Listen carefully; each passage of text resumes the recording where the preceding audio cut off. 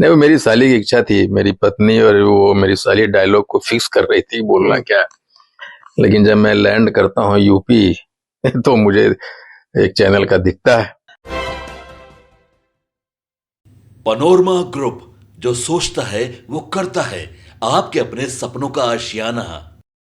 नमस्कार, city post live देख रहे हैं आप और मेरा नाम है उत्तम कुमार। देखिए, हमारे साथ आईआईपी पार्टी के राष्ट्रीय अध्यक्ष और सहरसा के विधायक आईपी गुप्ता जी हैं।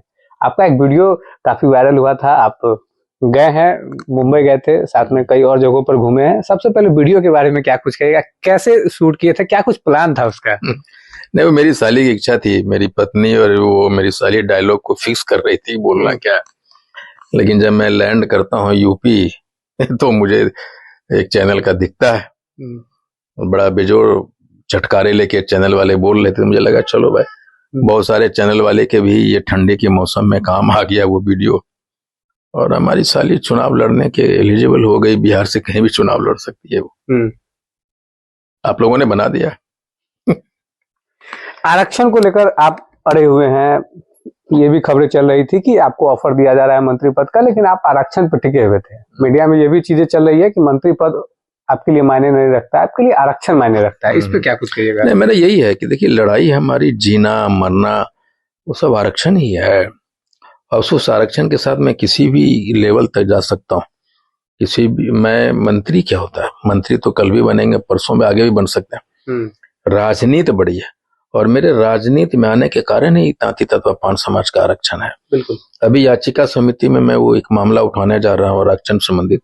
तो वो ये है कि सुप्रीम कोर्ट के डिसीजन को मिस इंटरप्रेट करके जिस तरह से हमारे बच्चों की नौकरियां छीनी गई है, उसका एक मामला मैं याचिका में 2 तारीख को समिति बैठक होने जा रही है, उसमें उठाने जा रहा हूँ। तो आरक्षण ही मेरा मरना जीना, मेरा राजनीति करना, सब कुछ आरक्षण है। जब मुंबई गए थे, असम गए थे, यूपी भी घूमे हैं, मतलब लखनऊ में, आगे का क्या कुछ प्लान है आपका बिहार के? मैं चाहता हूं कि गांधी मैदान के बाद जिस तरह की कॉलें, फोन कॉल्स हमारे पास आए, कर्नाटका के, हैदराबाद के, केरल से, गुजरात, झांसी, आसाम, गुवाहाटी, मतलब हर जगह से, गुवाहाटी, भारत के हर एक और हर जगह हम लोग करीब 18 से 20 करोड़ कोली कोरी तांती तत्वपान समाज है पूरे देश में। और वो हर लोग गांधी मैदान से प्रेरित हुए हैं और वो बहुत सारे जगह पे हम सरकार की हिस्सा भी हैं, हमारे एमपी एमएलए भी हैं। लेकिन हमारे लोगों को ये मानना है, जो आम जनता है, कि ये लोग जो मंत्री बने बैठे हैं, एमएलए बने बैठे हैं, किसी न किसी पार्टी के थ्रू है और वो आवाज नहीं उठा पाते हैं पार्टी प्रोटोकॉल से। जैसे आसाम का एक मुद्दा आपको बता दूं कि वहां कालिता 26% है और हमारे 5 वहां कैबिनेट मंत्री हैं आसाम में।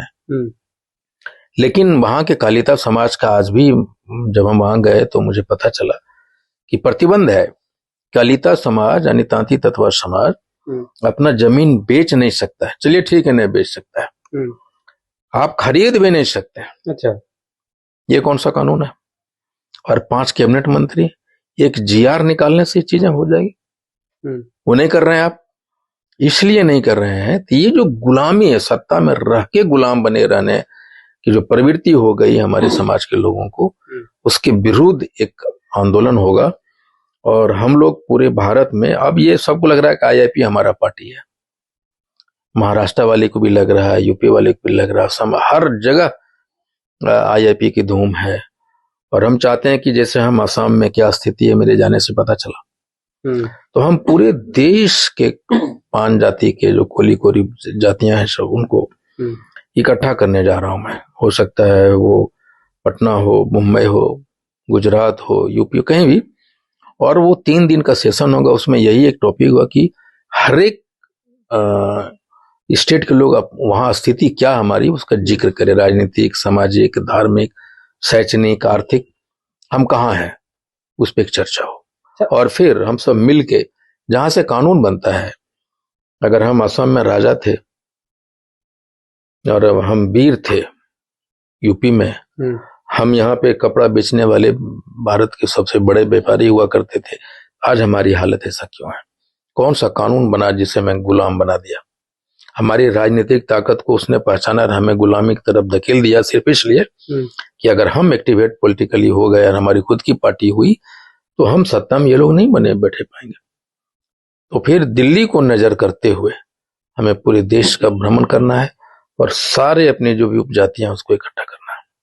चलिए, आप 3 बजे प्रेस कॉन्फ्रेंस भी करने वाले हैं। आज मैं प्रेस कॉन्फ्रेंस करने वाला हूँ। इसमें मेरा जो नेक्स्ट एक्शन ऑफ प्लान होगा उस पर चर्चा होगी और अखिल भारतीय पान महासंघ और इंडियन इंक्लूसिव पार्टी के सभी स्तर की कमेटियों को भंग करने जा रहा हूं और हर एक स्टेट में कमेटी बनेगी और वही कमेटी इसके विस्तार को एक रूप देगी। पदाधिकारियों का चयन का जिम्मा कमेटी को होगा।